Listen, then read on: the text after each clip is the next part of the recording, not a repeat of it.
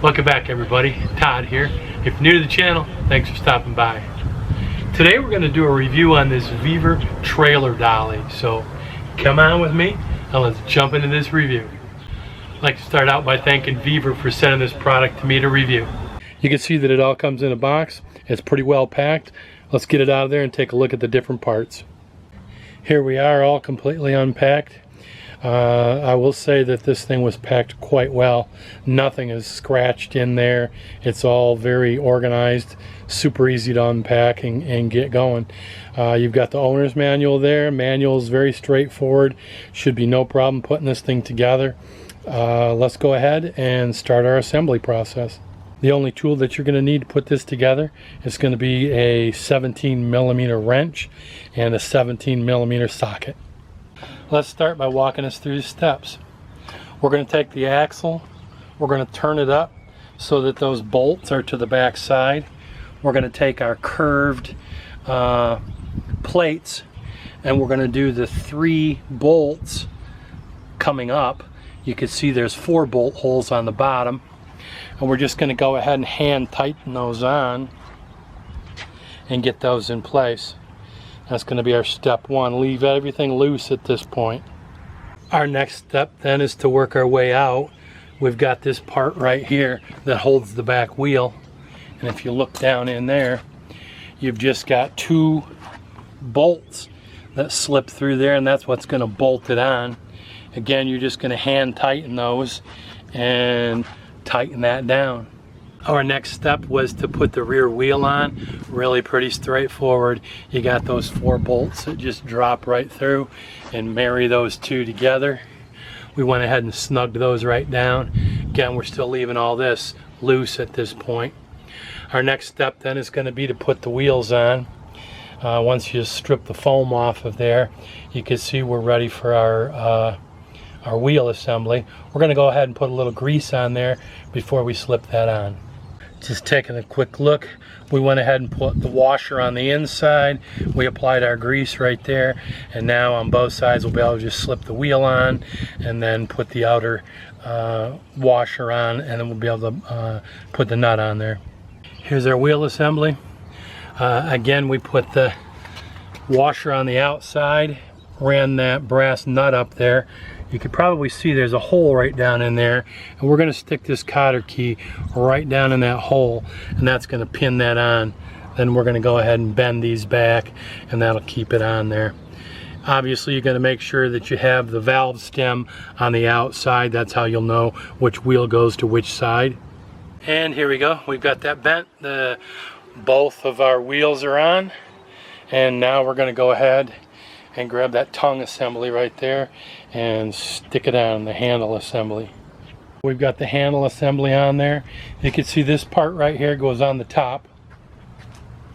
So you've got the 2 bolts that go through right there and right there.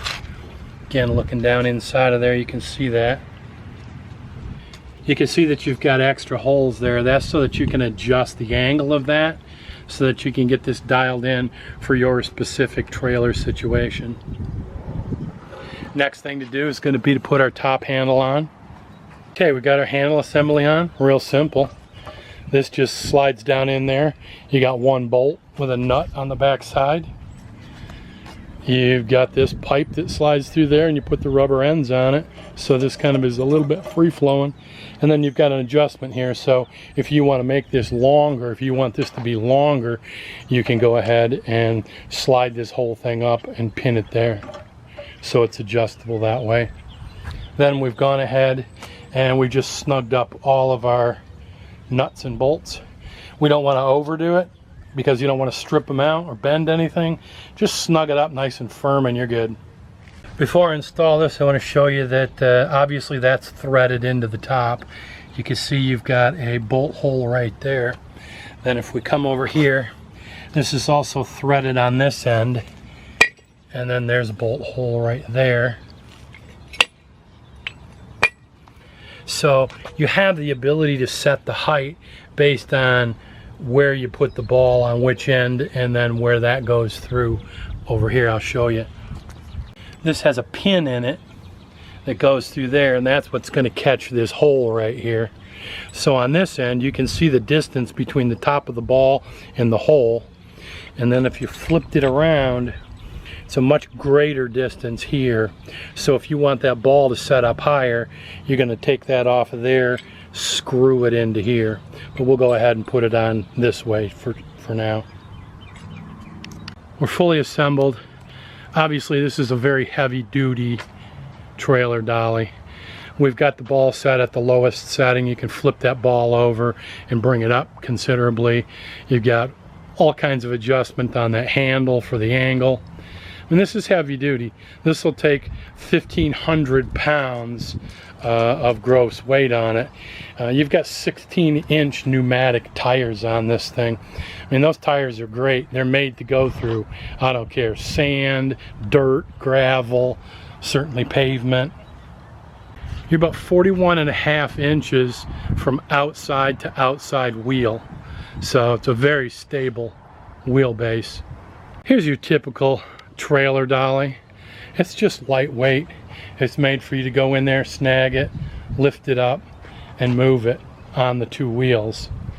Clearly we've got this set up with a rear wheel on it. Look at the wheelbase difference between that and that. Again, we're comparing apples and oranges here.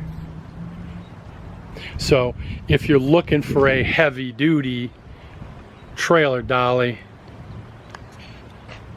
that's what this VEVOR is. That's your heavy duty VEVOR trailer dolly.